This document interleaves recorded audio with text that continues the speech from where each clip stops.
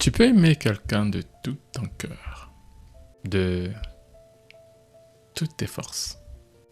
Tu donnes le meilleur de toi, tu es loyal, tu es présente, tu pardonnes les erreurs de cette personne, tu comprends, tu espères et tu soutiens la personne comme il se doit. Et tu te réveilles un jour, ce dernier te trompe, cette dernière te trompe. Tout s'écroule en fait devant toi. Tu es confus. Tu donnes tous tes sens. Et je sais que ça fait très mal. Ça fait mal. En fait, tu as pris du temps à construire une relation.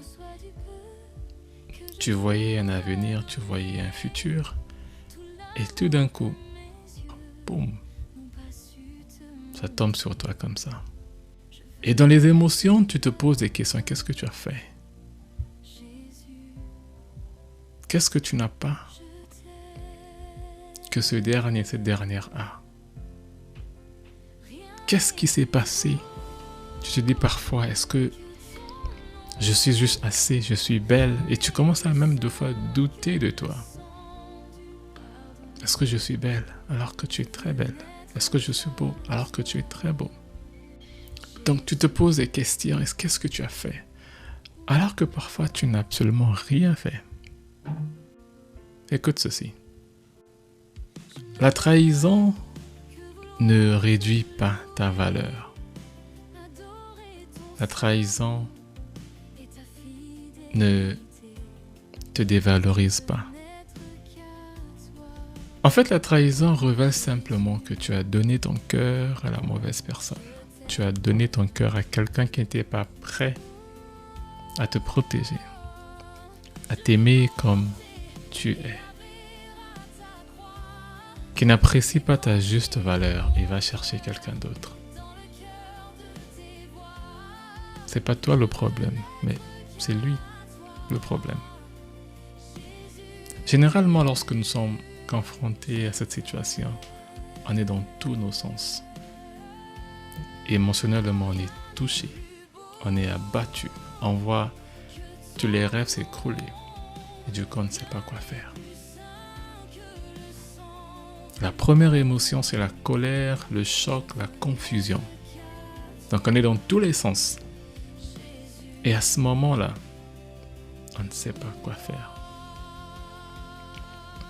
Donc, mon conseil est de garder ton sang-froid. Je sais que c'est très difficile de le faire. C'est très difficile. Mais c'est ce qu'il faut faire. C'est de garder ton calme. C'est de garder ton silence.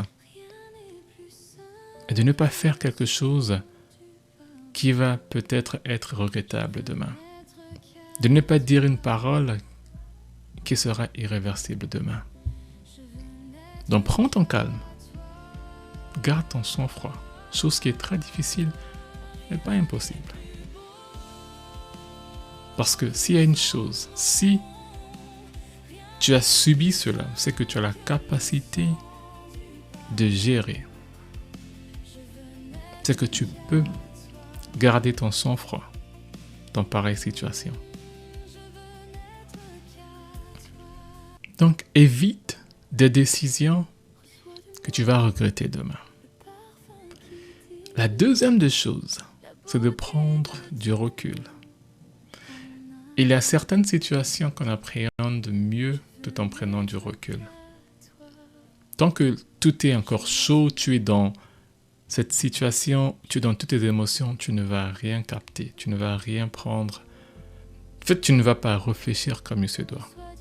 Donc prends ton recul, prends du recul, prends le temps qu'il faut pour mieux réfléchir. Et également, je sais que c'est pas du tout facile quand tu es dans cette situation. Mais c'est la sage décision en fait.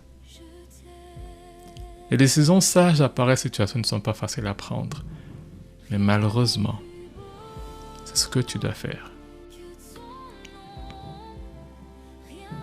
Prends du recul et réfléchis.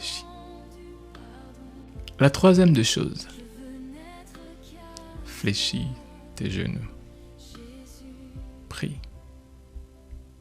Demande à ton Dieu ce que tu dois faire. Demande à ton Dieu d'apaiser ton cœur. Demande à ton Dieu de te guider et te donner la force qu'il faut de traverser cette situation. Chose qui n'est pas également facile, mais Dieu est capable de t'aider. Dieu est capable de t'accompagner durant cette période.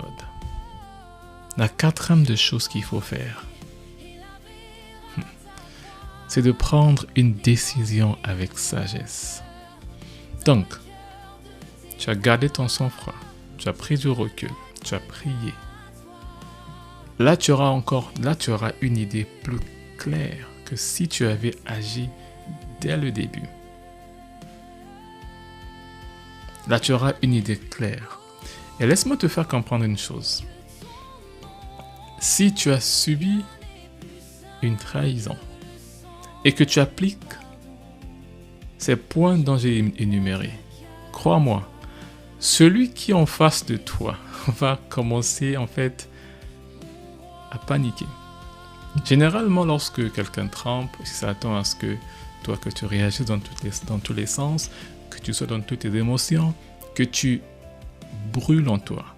Mais si tu gardes le silence, tu gardes ton sang-froid, c'est lui qui aura peur de toi. Celui qui a fauté sera tellement étonné de te voir ainsi, et la personne viendra d'elle-même demander pardon. Elle viendra d'elle-même, il viendra de lui-même te demander pardon.